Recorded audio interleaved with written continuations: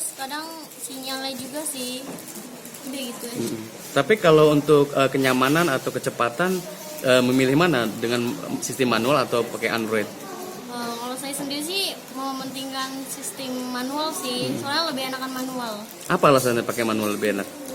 Lebih enak, lebih fokus, terus kadang nggak keluar-keluar kayak aplikasi pakai DSS gitu. Keluhannya apa? Keluarnya, Kalau yang di Android ini? kalau di Android kadang ya jaringannya, terus sama tokennya tuh suka ganti-ganti kan setiap menitnya gitu. Bisa tidak, teknologi informasi ini akan sangat membantu. Kita lebih mudah, guru nggak usah lagi koreksi, guru nggak usah lagi bikin soal, tidak usah lagi cetak, tidak lagi soal bocor, nggak ada lagi, karena sistemnya sudah baku mekanismenya, ya, gitu.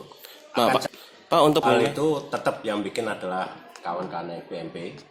Jadi MGMP ini kita berdayakan, mereka berkumpul, sudah beberapa kali pertemuan buat soal, termasuk bagaimana insert soal itu dalam aplikasinya. Jadi mereka udah tambah pengalaman juga. Jadi kita satu MGMP Bandar Lampung ini sama. Karena MGMP itu anggotanya seluruh guru di Bandar Lampung SMK negeri swasta berkumpul, kemudian membuat soal agar ada satu standar. Bandar Lampung seperti ini. Nah nanti juga bisa jadi ke Provinsi Lampung juga standarnya seperti ini. Nah, produktif juga ya. Jadi soalnya berbentuk esai kah atau choice, Pak? Choice, pilihan ganda. Pilihan ganda ya, Pak ya? Ya, pilihan ganda. Pas ujian nasional lah. Seperti ujian nasional. Untuk kendala awal mungkin banyak budget yang dikeluarkan untuk masing-masing sekolah karena harus setting jaringan dan lain-lain. Kemudian kita juga masih uji coba server.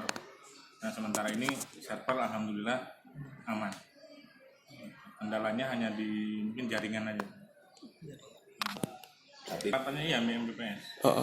Berapa Pak di sini, Mas?